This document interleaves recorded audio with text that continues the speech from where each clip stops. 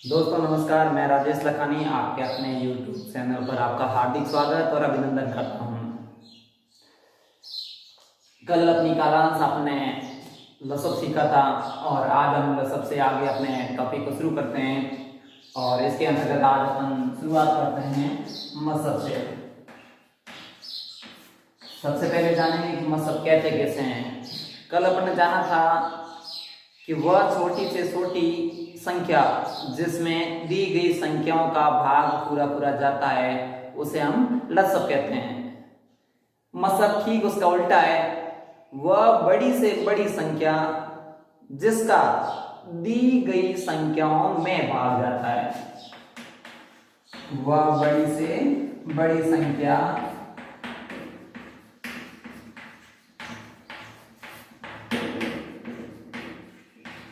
जिसका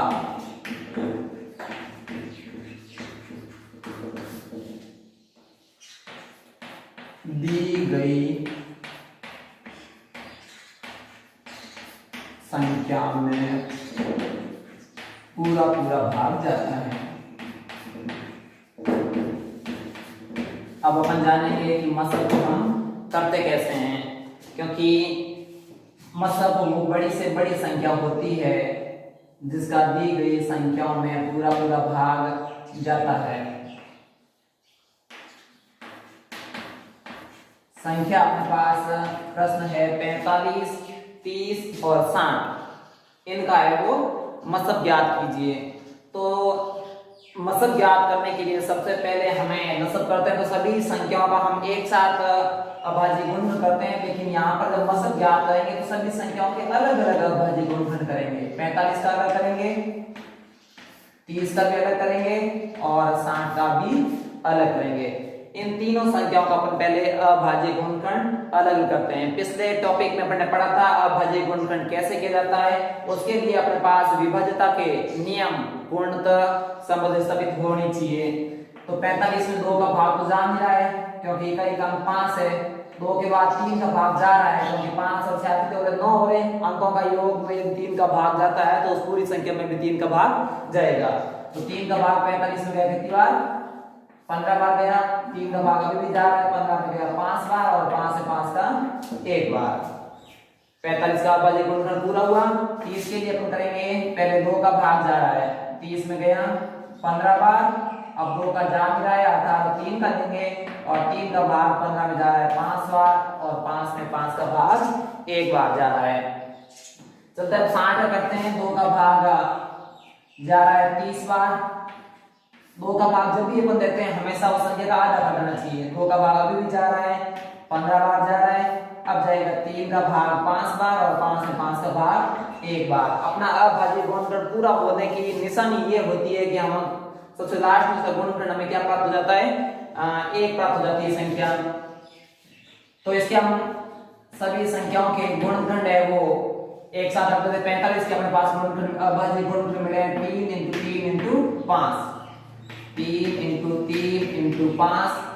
30 के अभाज्य गुणनखंड मिले अपने पास 2 × 3 × 5 और 60 के अभाज्य गुणनखंड मिले 2 × 2 × 3 × 5। अपन देख रहे हैं 2 का तो इसमें कोई उभयनिष्ठ है ही नहीं, 3 का उभयनिष्ठ बन रहा है, 3 इसमें भी है, 3 इसमें भी है और 3 इसमें भी है। तो इसका मतलब अपने पास आ जाएगा 3 × आप देख रहे हैं 5 इसमें भी है, 5 इसमें भी है और 5 इसमें भी है, यानी कि तीनों संख्याओं में उभयनिष्ठ है। अर्थात अपने पास उभयनिष्ठ गुणनखंड मिले हैं वो 3 और 5 मिले हैं। इनको गुणा करने पर हमारे पास प्राप्त होते हैं 15। और इस प्रकार से इस संख्या की वह बड़ी से बड़ी संख्या कौन सी है? 45। वो बड़ी से बड़ी संख्या है जिसका भाग माफ कीजिएगा 15 वो बड़ी से बड़ी संख्या है जिसका भाग 45 में भी पूरा पूरा जा रहा है, 30 में भी पूरा पूरा जा रहा है और 60 में भी पूरा पूरा जा रहा है। अब वो बड़ी से बड़ी कैसे हुई?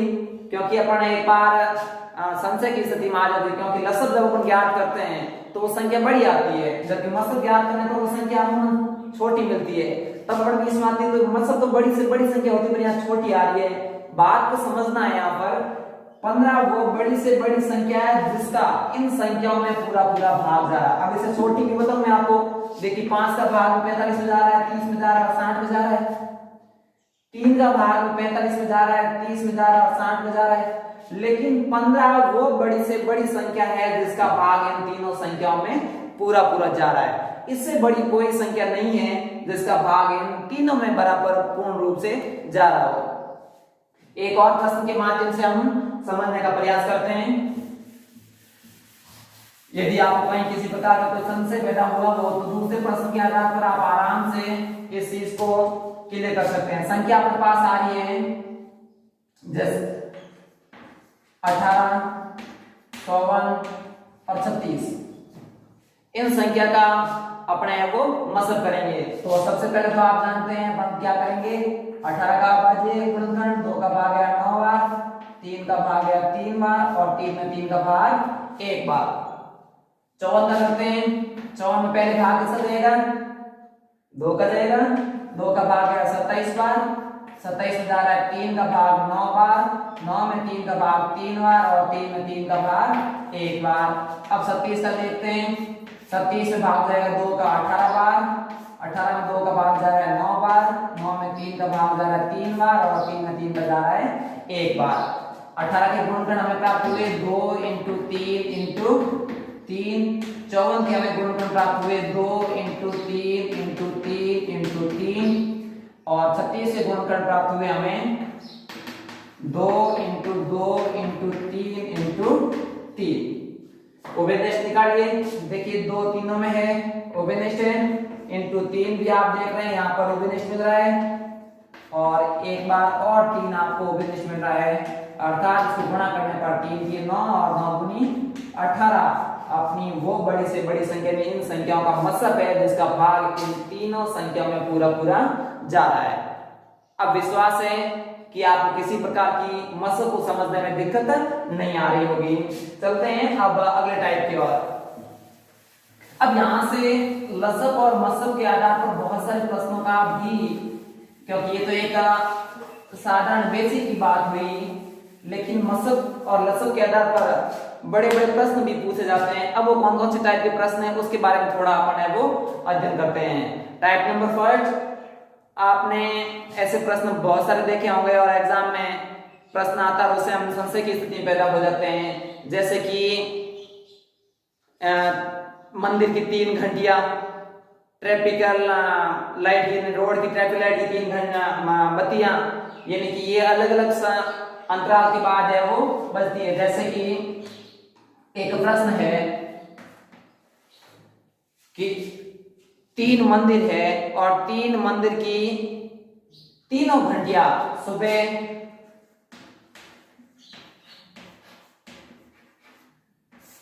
7:30 बजे एक साथ बजी थी। तीनों घंटियां सुबह 7:30 बजे एक साथ बजी थी, लेकिन अब उनका बजने का अंतराल है वो 4 मिनट, 5 मिनट और 6 मिनट के अंतराल से बजती है। 4 मिनट, 5 मिनट और 6 मिनट के अंतराल से तीनों घंटियां बजती है। अब एक साथ तो कब बजी थी, सुबह 7:30 बजे, तो अब उन्हें वापस एक साथ कब बजेगी। अब इसी प्रश्न का ये भी हो सकता है कि ट्रैफिक लाइट की 3 बत्तियां हैं वो सुबह 7:30 बजे एक साथ बजी थी। अब वो 4 मिनट, 5 मिनट और 6 मिनट के अंतराल पर बजती है, अर्थात वो चमकती है। तो अब बताइए कि वो वापस पुनः एक साथ कब चमकेगी। तो इस टाइप का भी प्रश्न हो सकता है। तो यहाँ पर अपने को क्या करना होता है, सबसे पहले अपन इन तीनों जो मिनट में मान दे रखे हैं इनका अपन क्या करेंगे, लसक करेंगे। तो लसक ज्ञात करने पर 4 में भाग 2 का जा रहा है 2 बार, 5 में जा नहीं रहा है तो सीधा का सीधा वैसा उतार देंगे और 6 में जा रहा है 3 बार। 2 का भाग अभी भी जा रहा है, 2 का 2 में गया 1 बार, 5 में जा नहीं रहा है और 3 में भी जा नहीं रहा है। अब देंगे अपन 3 का, 5 में जा नहीं रहा और 3 में गया 1 बार और 5 में 5 का अपने 1 बार गया। अपने पास में क्या नहीं, 5 की 15, 15 30 और 30 दूनी 60 मिनट।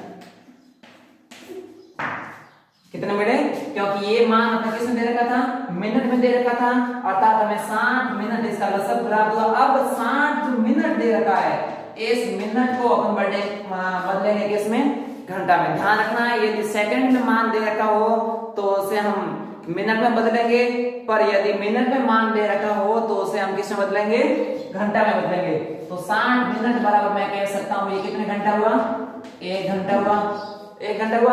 अब यहाँ पर 7:30 बजे ये घंटिया 1:07 बजी थी, तो 1 घंटा बाद यानी कि 7:30 में आप इसको 1 घंटा जोड़ दी। ध्यान रखना है घंटे के साथ घंटा जोड़ना और मिनट के साथ मिनट जोड़ने हैं। तो यहाँ पर अपने पास मिनट थे नहीं, अर्थात इसको अपन रख देते हैं 0 के मान, और 7 रहे कितने हो गए, 8।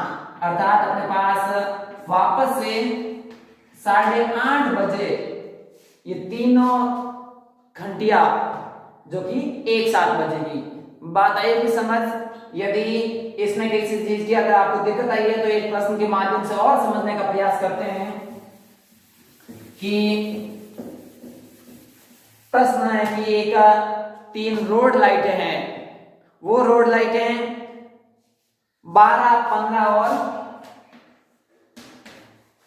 18 सेकंड के अंतराल के बाद है वो चमकती है। 12, 15 और 18 सेकंड के अंतराल से वो चमकती है।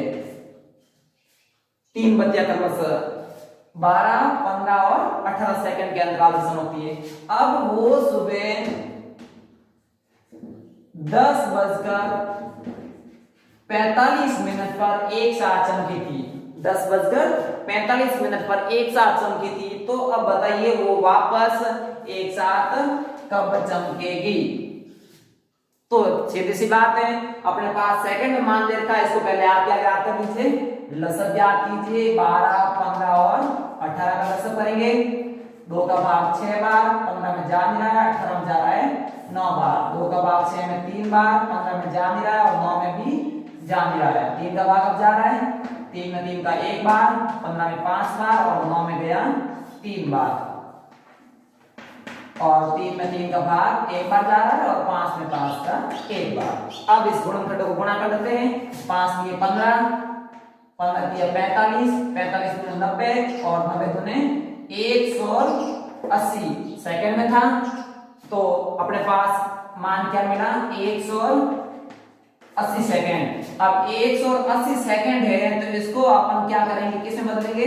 मैंने आपको बताया था पिछले प्रश्न के अंतर्गत सेकंड में अगर मान दे रखा है तो उसे हम बदलेंगे मिनट में, मिनट में दे रखा है तो उसको बदलेंगे अपन घंटा में। तो सेकंड को मिनट में बदलने के लिए अपन क्या करते हैं, इसमें 60 का भाग देते हैं। 0 से 0 कट गया, 6 दिया 18, मतलब कि कितने मिनट मिले अपने को, 3 मिनट मिले। कितने मिनट, 3 मिनट मिले। अब 10 बजे यानी कि और 45 मिनट में कितने मिनट जोड़ेंगे, 3 मिनट अपन है वो जोड़ देते हैं। तो घंटे का मान 0 है और 3 मिनट अपन जोड़ दिए तो हमें मिला 5, 3, 8, 4 का 4 और 10:48 मिनट पर ये तीनों जो बत्तियां हैं वो वापस से एक साथ चमकेगी। बिल्कुल अच्छी तरीके से आप समझ आया होगा। चलते हैं हम एक और अगले टाइप के प्रश्न के लिए। ये बहुत महत्वपूर्ण प्रश्न है, अमूमन नवोदय एग्जाम में तो हर बार लगभग पूछा जाता है और प्रतियोगी परीक्षाओं में भी इस प्रश्न की खासा महत्वपूर्ण साबित होता है, क्योंकि अपने आप में यह दिमाग को घुमा देने वाला प्रश्न है। अब यहां पर एक अगले टाइप के प्रश्न चलते हैं। प्रश्न अपने पास है, 2 संख्याएं का लसब और मसब, यानी कि लसब तो अपने पास है, लसब अपने पास मिल रहा है 25 और 20 यानी 2520, जबकि मसब है 12। उनमें से एक संख्या अपने पास मिल रही है 504। प्रश्न को वापस से समझिएगा।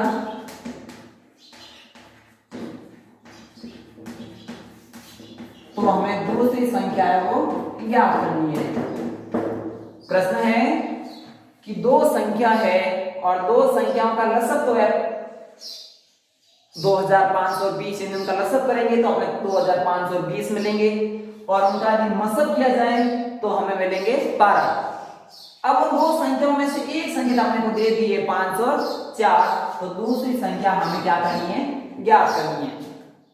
अब दूसरी संख्या ज्ञात करनी हो तो इस स्थिति में अपने पास एक सूत्र का प्रयोग करते हैं और उसका नाम है लसक इंटू मसक बटा पहली संख्या।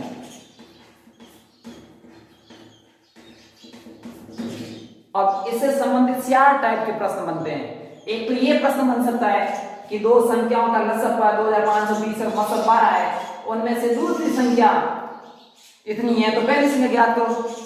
ये प्रश्न बन सकता है। प्रश्न अगले टाइप का ये हो कि दोनों संख्या दे रखी हो और उनमें से लसक दे रखा हो और मसक ज्ञात करना हो, और फिर दोनों संख्या दे रखी हो और मसक दे रखा हो और लसक ज्ञात करना हो। 4 टाइप के प्रश्न बनते हैं और इसके लिए 4 सूत्र का भी प्रयोग किया जाता है।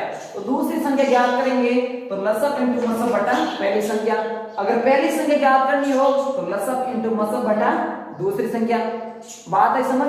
यदि मसक ज्ञात करना हो तो पहली संख्या इंटू दूसरी संख्या बटा लसक, और लसक ज्ञात करना हो तो पहली संख्या इंटू दूसरी संख्या बटा लसक। यानी कि इस टाइप से इसी टाइप का, यानी कि दो संख्याओं के आधार पर जो प्रश्न बनते हैं वो 4 टाइप के। अपने ऐसे प्रश्न था कि दो संख्याओं का लसक 2520 और मसक 12 है, उनमें से पहली संख्या 504 है तो दूसरी संख्या है वो बताइए क्या होगी। तो यहाँ पर लसक अपने पास लसक का मान दे रखा है 2520 इंटू मसक दे रखा अपने पास 12 बटा पहली संख्या क्या दे रखी है 504। तो दूसरी संख्या ज्ञात करनी है, यानी कि आपने यहाँ पर अब सरल कीजिए। सीधी सी बात है, ये आपके बड़े से आप काट रहे हो तो देखिए 5 बार कट रहा है। 500 है तो 5 पंजे 25 हो गए और 4 पंजे 20, यानी कि ये 5 बार काटने पर अपने पास बढ़ जाएंगे 504 एकम 4 और 504 पंजे हो जाएंगे आपके 25 और 20।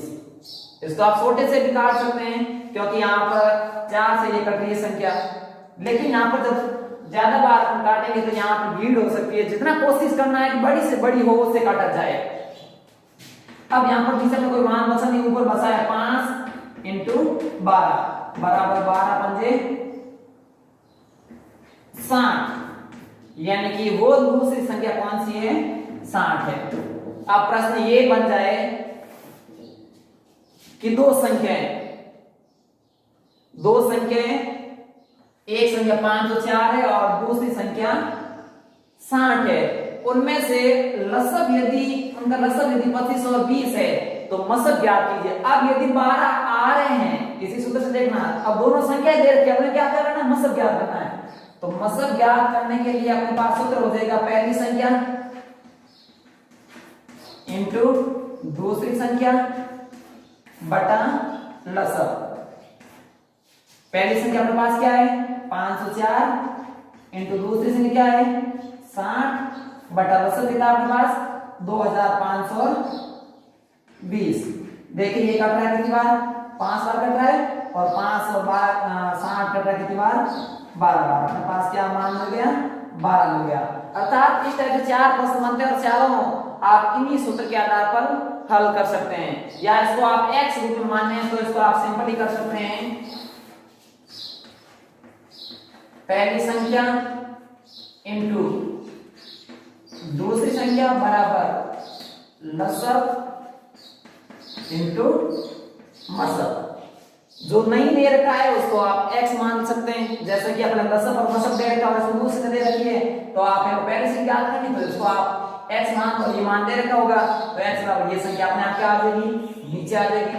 तो सूत्र यही वापस सूत्र का है वो निर्माण होता है। आशा करते हैं आपको बहुत अच्छे से ये समझ आए होंगे और अपने गणित के दृष्टिकोण से अपने आप में ये बहुत महत्वपूर्ण है और लसक और मसक प्रश्नावली में इनके ऊपर बहुत अच्छे से टिकी हुई है। तो इस चीज को बहुत बेहतरीन से समझा। यदि आप हमेशा एक चीज कहता हूं पूर्ण मनोयोग से जिज्ञासु होकर के इसमें रुचि लेकर के पढ़ने की कोशिश करेंगे तो गणित एक बहुत रुचिपूर्ण सब्जेक्ट है। जब आप कॉपी और पेन लेके बैठ जाएंगे तो जब तक आपका उसमें समझ क्षमता बनी हुई है, आपके प्रश्न के टाइप समझ आ रखे हैं, उनकी आपकी अवधारणा समझ आ रखी है, तो किसी प्रकार की है वो कोई दिक्कत हमें महसूस नहीं होगी और बशर्ते आपको हल करते हुए एक आनंद की अनुभूति होगी और आनंद के साथ साथ आप गणित को सीख पाएंगे, क्योंकि गणित एक ऐसा विषय है यदि आप उसको लोड ले ले और अपने आप में ये मानसिकता बनाने की ये बहुत हार्ड विषय है तो समझना अपने आप में दिमाग से परे हो जाएगा। पर उसमें यदि रुचि लेकर उनकी छोटी छोटी चीजों को समझकर जब बड़े प्रश्न हल करते हैं तो उसमें उसी अभिक्रियाओं को, उन्हीं अवधारणाओं को यदि समाहित किया जाए तो गणित एक इस टाइप का विषय है जो हमें बहुत अच्छी बुलंदी पर पहुंचा सकता है, बहुत अच्छी प्रकार से हमारे दिमाग में बैठ सकता है। मिलते हैं कल एक और बेहतरीन से कालांश के साथ, लसब और मसब से संबंधित ही विभिन्न टाइप के और प्रश्नों के साथ।